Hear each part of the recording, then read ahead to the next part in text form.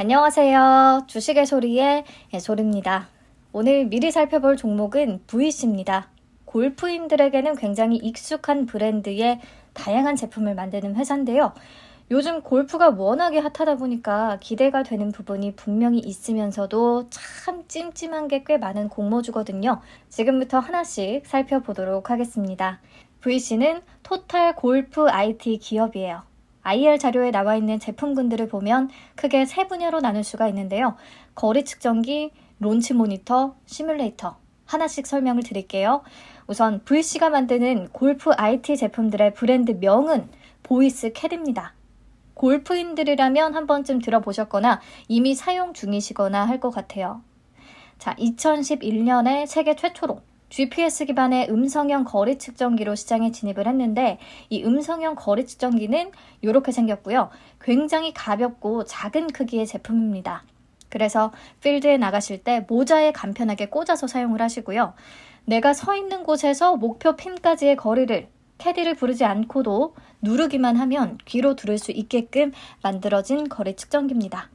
이게 가장 초반에 내놓은 제품이고요. 그 다음에 시계형 거리 측정기도 출시합니다. 시계처럼 간편하게 착용이 가능한데 가끔 샷 날릴 때 걸리적거린다는 분들도 계시더라고요.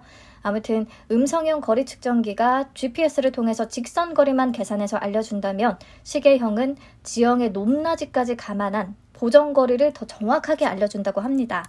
그리고 시계형에 이어서 조금 더 발전된 기술이 접목된 레이저형 거리 측정기도 나옵니다. 세계 최초 GPS와 레이저를 결합한 형태의 거리 측정기고요.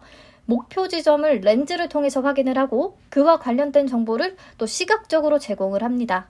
더 직관적이고 정확한 정보를 원하면 이 레이저형을 선호할 수가 있는데 시계형과는 달리 매번 장치를 꺼내서 촬영을 직접 해야 한다는 그런 다소 불편함은 있습니다. 네, 여기까지 거리 측정기 제품들을 살펴봤고요. 다음은 론치 모니터. 이건 휴대용 스윙 분석 제품인데요. 그림에서 보이는 태블릿 PC 같이 생긴 기기에 비거리나 스윙 스피드, 볼 스피드, 타구 높이 이런 등등의 다양한 정보들이 제공이 됩니다.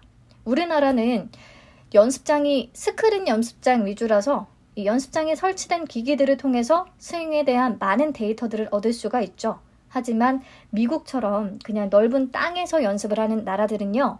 연습 중에 스윙 데이터를 확인하기가 어렵습니다. 그래서 PGA나 LPGA 선수들은 굉장히 고가의 큰 장비를 들고 다니면서 연습을 한대요. 스윙을 분석해주는.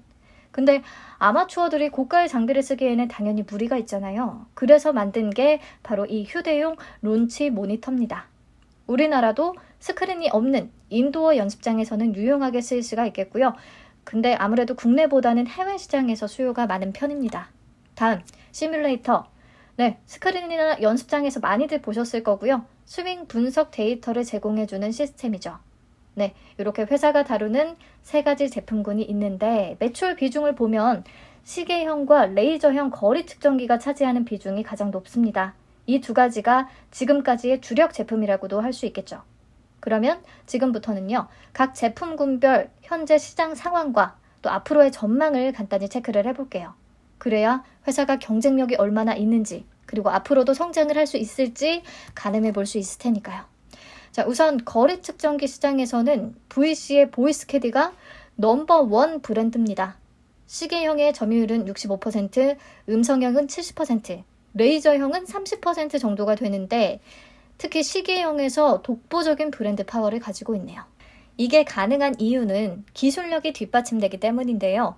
하루에도 몇 번씩이나 변하는 핀의 위치를 실시간 자동으로 업데이트하는 세계 최초 오토핀 로케이션이라는 기술을 개발했고요. 그리고 GPS의 오차를 굉장히 줄인 아주 정밀한 GPS 기술도 가지고 있습니다. 이걸 적용해서 오토핀 로케이션 서비스 제공이 가능한 거고요. 그리고 레이저형 거리 측정기에서 목표 지점을 찍을 때 핀뿐만이 아니라 주변에 나무나 다양한 장애물들이 많이 같이 들어오는데요. 이것들을 제외하고 핀만 딱 정확히 포착하는 기술도 보유하고 있다고 하네요. 자, 그래서 조금 더 이 점유율에 대해서 정확히 말씀을 드리자면 국내 거리 측정기 시장에서 VC의 보이스 캐디와 비스타 아웃도어의 부시넬 그리고 골프존의 골프 버디 이렇게 3개의 제품이 3강 구도를 이루고 있다고 하고요. 특히 시계형에서는 보이스캐디가 압도적인 1위고요. 레이저형에서는 부쉬넬이라는 그 해외 브랜드가 앞섭니다. 2등이 보이스캐디고요. 네, 국내 상황은 이렇고요. 해외에서는 보이스캐디가 보이지 않아요. 시계형은 가민, 레이저형은 부쉬넬, 이렇게 2개 회사가 시장을 양분하고 있습니다. 전체 시장 1위는 부쉬넬이고요. 즉 국내에서는 넘버1 브랜드지만 해외는 이미 갈민과 부쉬넬의 브랜드 파워가 굉장히 큰 상황이라는 거죠. 자, 그럼 우선 국내 시장에서 앞으로의 전망은 어떨까? 골프 인구가 증가하고 있다는 건 다들 체감을 하실 테고요. 캐디 선택제가 도입되면서 캐디 없이 셀프 플레이가 더 확대될 예정입니다. 그러면 거리 측정기에 대한 수요는 더 증가할 것 같기는 한데요. 시장 조사에 따르면 2020년 보급률이 30% 정도인데 2025년에는 50%까지 증가할 것으로 예상을 하고 있습니다. 5년 동안 20% 증가. 그러면 단순하게 1년에 보급률이 한 4%씩 증가한다는 얘기인데 전체적인 골프 인구의 성장 추세가 앞으로 조금 둔화된다면 사실 폭발적인 추가 성장을 기대하기는 어려울 것 같아요. 그래서 국내 시장만을 생각하면 벌써 조금 한계가 느껴지는데 해외 시장에서는 앞에서 봤듯이 갈민, 부쉬넬이라는 막강한 경쟁자가 존재하잖아요. 그리고 미국이나 일본 같은 주요 국가들은 이미 거리 측정기 보급률은 조금 높은 상황입니다. 이 부분을 헤쳐나가기 위해서 회사가 노력하고 있는 게 있는데 론치 모니터 시장을 살펴보면서 말씀을 드릴게요. 론치 모니터는요, VC가 스윙 캐디라는 브랜드로 국내에서 유일하게 휴대용을 출시한 상황이에요. 그래서 아래 브랜드 현황을 보시면 보이스 캐디, VC를 제외하고 이 트랙맨, 미보는 모두 해외 기업입니다. 특히 트랙맨이 선수들이 주로 사용하는 매우 고가의 장비예요.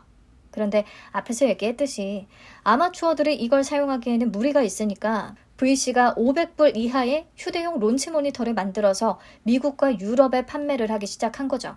이들 나라는 우리처럼 스크린 위주가 아니니까. 네, 굉장히 성공적이었어요. 시장 점유율 1위를 기록하고 있습니다. 덕분에 해외 매출액도 계속 증가 추세고요. 작년 3분기 기준 수출 비중이 30.1%까지 올라왔다고 하네요. 네, 미국의 경우 여전히 이런 분석 장치의 설치율이 1% 미만대라서 시장이 더 확대될 가능성은 크다는 전망이고요. 아무튼 이렇게 미국에서 VC라는 회사의 브랜드를 론치 모니터로 알리게 됐잖아요. 이를 통해 레이저형 거리 측정기도 한번 미국 시장에 침투해보겠다는 계획을 갖고 있습니다.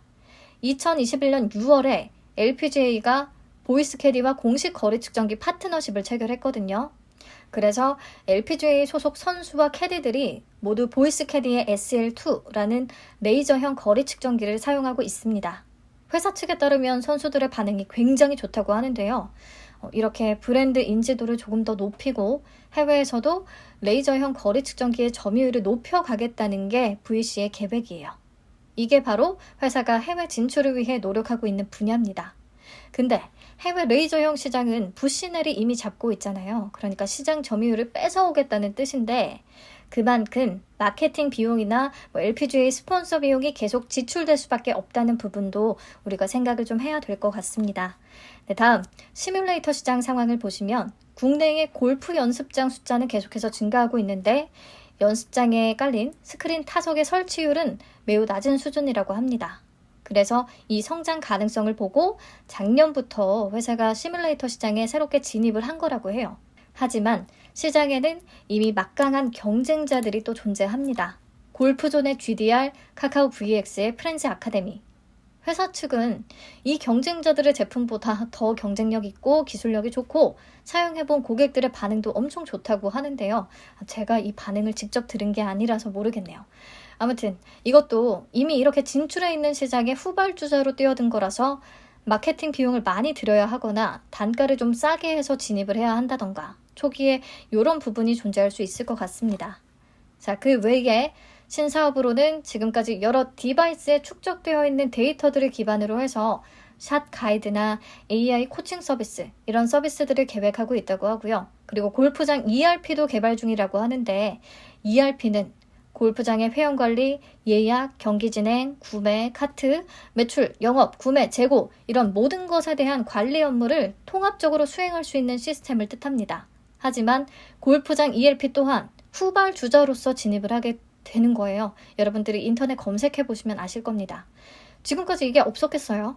네, 그래서 이 또한 기존 업체들 대비해서 뛰어난 경쟁력과 마케팅이 필요하다는 거 알고 계시면 되겠고요. 공모자금 사용 목적을 보면 가장 많은 비용이 투입되는 분야가 신사업 확장을 위한 지분 취득이에요. 골프 클럽, 골프웨어, 골프공 관련된 기업에 지분 투자할 예정이라고 하거든요. 진짜 골프의 성장세가 조금이라도 둔화가 된다면 이 회사는 타격이 클 수밖에 없을 것 같습니다. 오로지 이렇게 골프에 올인하는 느낌이라서. 그리고 미국 LPGA 스폰서십을 위한 비용 투자도 31억 원 정도로 계획하고 있네요. 투입한 만큼 효과가 꼭 나타났으면 좋겠습니다.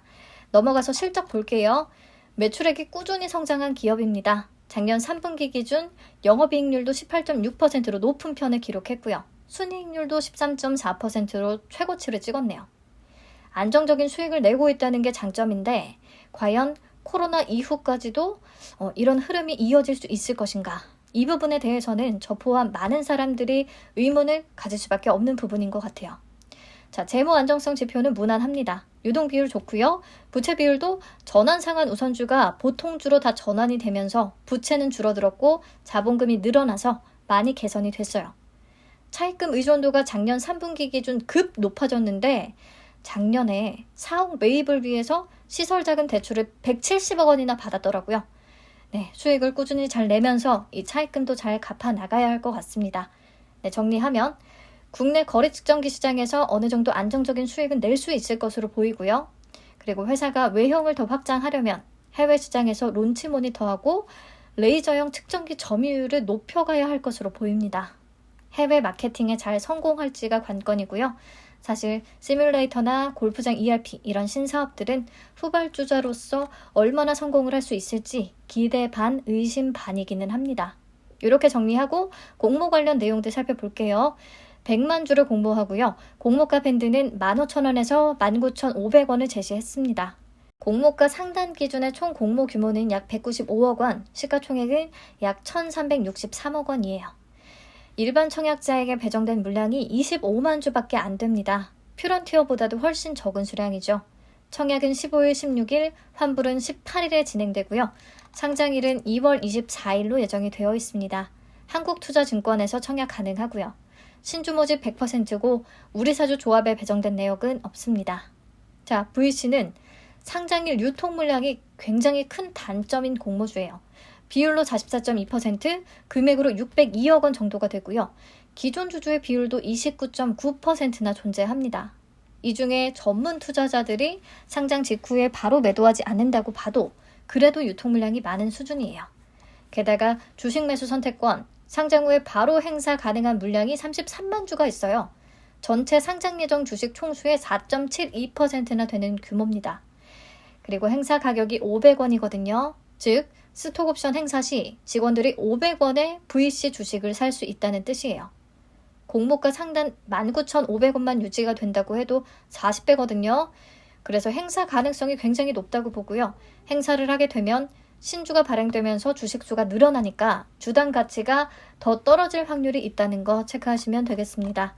자, 다음 공모가 산정 내역 살펴볼게요. 비교 기업으로 골프용 거리 측정기나 골프 시뮬레이터를 판매하는 회사를 선정했어요. 그래서 골프존, 파인디지털, 비스타 아웃도어, 갈민을 우선 추렸는데 비스타 아웃도어와 갈민은 해외 증시에 상장된 기업입니다. 자, 이 중에서 비스타 아웃도어는 3월 결산 법인이라서 제외했고요. 파인디지털은 작년 2020년 4분기 순이익이 마이너스를 기록해서 또 제외가 됐습니다. 최종적으로 골프존과 가민이 선정됐고요. 이 둘의 평균 PER을 계산하니까 17.56배가 나왔는데요. 보시면 골프존은 PER이 10.75배, 가민은 24.37배, 편차가 매우 큽니다. 그래서 가민을 포함시켜서 평균 PER을 높였다는 논란이 나오고 있는 대목이죠. 자, 가민은 앞에서 얘기했듯이 해외 시계형 거리 측정기 시장 점유율 1위 기업입니다. 근데 골프 거리 측정기뿐 아니라 기본적으로 GPS를 기반으로 한 다양한 웨어러블 기기들을 다루고요. 스마트워치 글로벌 3위예요. 애플, 삼성 다음으로 3위의 랭크가 되기도 하고 안 되기도 하고 그런 기업입니다. 하지만 어찌됐든 골프 거리 측정기를 다룬다는 점에서 비교 기업에 포함시킬 수는 있다고 칩시다. 그런데 규모 면에서 차이가 엄청 커요. VC는 21년 3분기 누적 순이익이 54억 원, 근데 가미는 9,004억 원. 그리고 비교하는 김에 제가 4개 종목 모두 그냥 동일하게 21년 3분기까지의 순이익을 연환산한 수치를 기준으로 PER을 한번 계산해 봤습니다. 여기서 비스타 아웃도어는 3월 결산 법인이기 때문에 작년 4월부터 12월까지의 순이익을 더해서 계산했어요. 그게 1분기부터 3분기까지가 되니까요. 그러면 보시다시피 가민만 PER이 20배 이상으로 삐죽이 높습니다. 파인디지털은 16배 정도, 비스타 아웃도어는 5배도 안 되네요. 그리고 파인디지털을 제외했던 이유가 2020년 4분기에 단기순 손실을 기록했기 때문인데 다른 공모주들이 지금까지 기준을 설정했던 것들을 참고하면 그냥 2021년에 순이익을 시현했을 것 이런 식으로도 많이들 잡았더라고요. 그래서 굳이 최근 4개 분기 순이익을 시현했을 것이라는 조건을 잡아서 파인디지털을 일부러 떨어뜨렸나 싶은 생각도 들었습니다. 아무튼 핵심은 의도적이든 의도적이지 않든 가민이 비교 대상 기업에 포함이 돼서 적용 PER을 높였다는 거 요거는 팩트예요. 다른 기업들 대비해서 분명히 높은 건 사실이니까요. 근데 이 와중에 적용 순이익도 굉장히 찜찜합니다. 관계회사 지분 상각 처리로 인한 손상 차손과 전환상환 우선주의 보통주 전환에 따른 이자 비용 이런 것들이 일시적인 비용이라고 해서 더해줬더라고요. 그런데 생각을 해보면 전환상환 우선주를 보통주로 전환한 기업들은 매우 많았는데 지금까지 이자 비용을 더해준 건 처음 본 것 같아요. 네, 아무튼 이렇게 해서 적용 순이익이 높아졌고요.